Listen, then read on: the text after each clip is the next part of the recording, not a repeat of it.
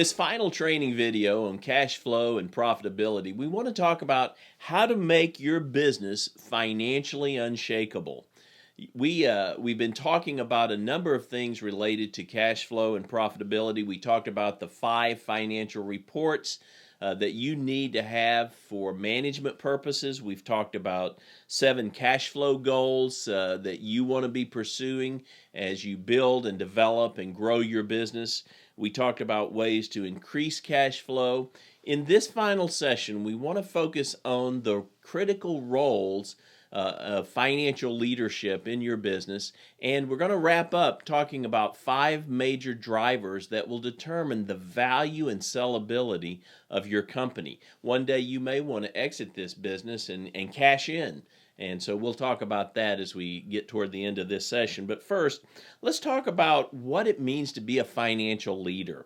You as the business owner, you've got to be the financial leader. Now, many business owners are not strong in accounting. They're not strong in finance. That may not be your forte. But that's something that you can learn, you can grow into relatively easy. And there are 3 critical roles that as a business grows, you want to have functioning in your business. And beginning your business, you may be the only person who does all of them. But let me share with you what those 3 roles are, and then we'll talk more about how to make this business really a sellable business. The first critical role in the financial area is simply a bookkeeper. And I encourage business owners to actually hire someone or outsource that function from the very beginning. Many business owners think they've got to keep the books, they've got to do all the accounting and bookkeeping, and that's probably a very poor use of your time as an owner. You can outsource that. You can hire a part-time bookkeeper or a bookkeeping service to do that. Maybe your CPA offers bookkeeping services, but get that off your plate. What does a bookkeeper do? Well, a bookkeeper is the person who posts all the transactions and make sure they're accurate, make sure all the bank statements and any credit card statements are reconciled and accurate, process the payables and receivables, process payroll. If you've got employees or contractors working for you, get that taken care of. And then one of the most critical roles of that bookkeeper is to generate reports for management. And again, those 5 reports we talked about come from your bookkeeper, and your bookkeeper's responsibility is to make sure those reports are accurate and timely. So the bookkeeping role is the first most critical role to fulfill in your business. The second critical financial role is the role of a controller. And a controller is someone who oversees policies and procedures. You may hire a bookkeeper part-time. They may become full-time. They may grow into the controller position. But a controller is someone who oversees the bookkeeper and and any other accounting clerks you may have. And then the controller makes sure you have good, solid policies and procedures for all of your accounting functions. In fact, controllers oftentimes make sure that compliance issues related to accounting and human resources are being maintained accurately. So the controller is the one responsible to set up internal controls, to monitor those internal controls, to make sure everything is secure and under control. They provide tactical financial analysis, week to week, month to month kind of reports and discussion to think about how are we handling our money, how are we handling our payables or receivables, are we building our reserve, are we moving toward our cash flow goals that we spoke about. And so that controller role is very important. And again, early on, as the business owner, you're probably the controller, and hopefully you're outsourcing your bookkeeping. But as your business continues to grow, you need someone who's more than a controller. Eventually, your business is going to need a CFO, a Chief Financial Officer. And again, you will grow into this. This is not something you have to do early on, but your role as a business owner may be that Chief Financial Officer role. And the difference between a controller and a Chief Financial Officer is The controller is more tactical. The controller is monitoring day-to-day cash flow, day-to-day operations with regards to the financial management of the company. The CFO is looking at the bigger picture. The CFO is looking at the strategic functions in the financial area. They're forecasting, they're budgeting, they're anticipating, they're planning on those major purchases. They're the ones who are looking ahead and looking big at the company. And so the CFO role, they provide strategic analysis. They typically provide the budgeting and the forecasting for you. They refine the overall business model, to make sure we're as profitable as we possibly can be. They determine the economic strategy for the business. They're the ones who build relationships with bankers and investors. And again, you can see how obviously the business owner initially is that CFO. And that's a function that you want to be able to carry out and perform. But your business will hopefully grow to the point where you need someone else to do that. And so this CFO will also oversee all financing and investing activity. They'll work with your CPA on tax planning, and they'll help set the priorities for the financial direction of your company. So those are the three critical financial roles in every growing business. And again, as the owner, you probably play the role of the CFO and maybe the controller as well, at least initially. I encourage you again, outsource your bookkeeping. Have somebody else handle those accounting, clerical functions so you don't spend your time doing that. And make sure they generate for you accurate and timely reports so that you can manage by the reports that we've already discussed. Now, in order to really move forward with a future in your business, you want to think about what's your exit strategy. How do you plan to leave this business? And there are a number of ways you can do it. You can hand it off to a son or daughter or family member. You can set it up a lot of different ways so that it actually runs without you and it's just more of an annuity income. But I encourage every business owner to be thinking like you're going to sell the business. Whether you sell it or not, that's really your call. But think that way. Think and set it up and operate as if one day you're going to sell this business. And if you do, you will create a more valuable business, a business that has much more asset value. And what makes a business sellable? What gives a business asset value?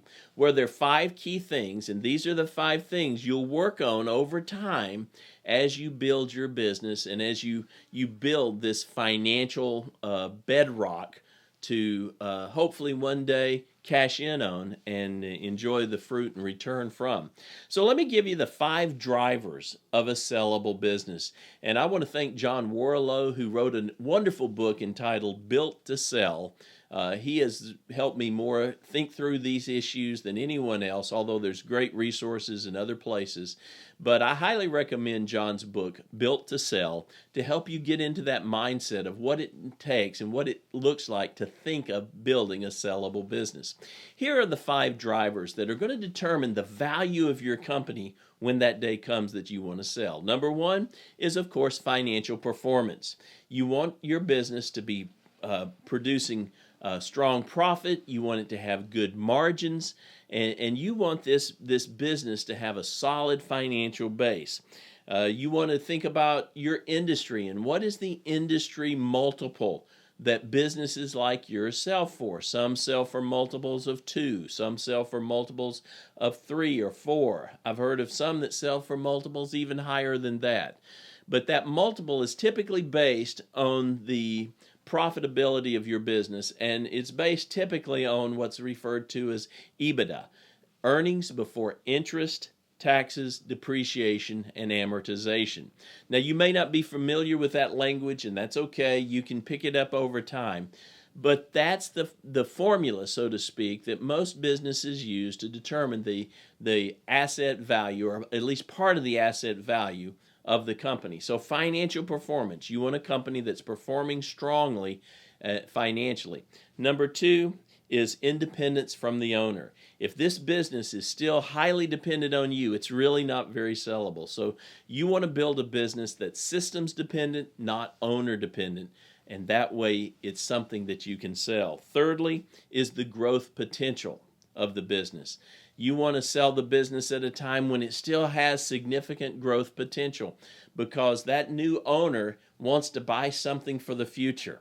And a fourth driver that determines the value of your business is what John Warlow referred to as the Switzerland structure. Now, Switzerland is a country that has always maintained independence throughout the years. They never really took sides in wars. They always stayed neutral and independent. And the idea is you want your company to be as independent as possible. We've already mentioned how important it is that the business not be dependent on you as the owner, but businesses can become dependent on other key resources other than the owner. For example, your business may be dependent on a key customer. You may have a certain customer who accounts for 20 or 30 or 40% of your revenue.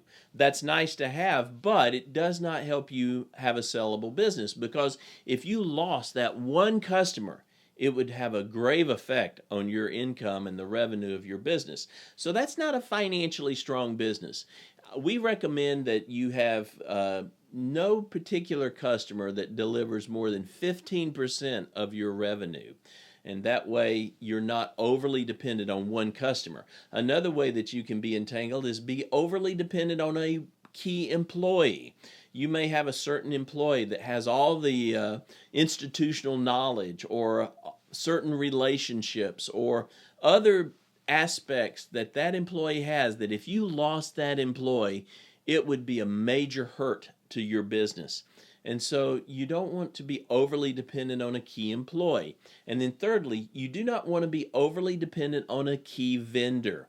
Maybe you have a vendor that supplies certain products or resources that you sell, but this vendor may be someone who gives you a rock bottom price, a wholesale price. And if you lost that one critical vendor, man, you'd either have to raise your prices or you'd have to slash your margins, because no other vendor would compete with that price. So those are three ways that you can become overly dependent on resources other than the owner themselves. And so that's why Warlow called that the Switzerland structure. Have a structure where you can be neutral and independent. And then finally, the fifth driver to the valuation of your company is customer satisfaction. Now, that's not just to say, as an owner, you can tell a potential buyer, oh yeah, our customers are happy and they're satisfied. That's not enough. You've got to have proof. You've got to have some kind of documentation to show the satisfaction people have with your company and your brand. And so the way you do that is through customer satisfaction surveys. Online reviews are powerful.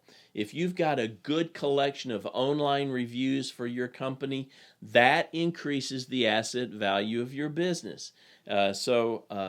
Any kind of documentation from customers that show that they are satisfied is really crucial. So those are the 5 drivers that will determine the value of your business. As we wrap up this whole training module, I hope you will focus on becoming a financial leader as the business owner. And I hope you'll catch a vision for how your business can grow financially, how you can grow personally, and how your cash flow can increase over time.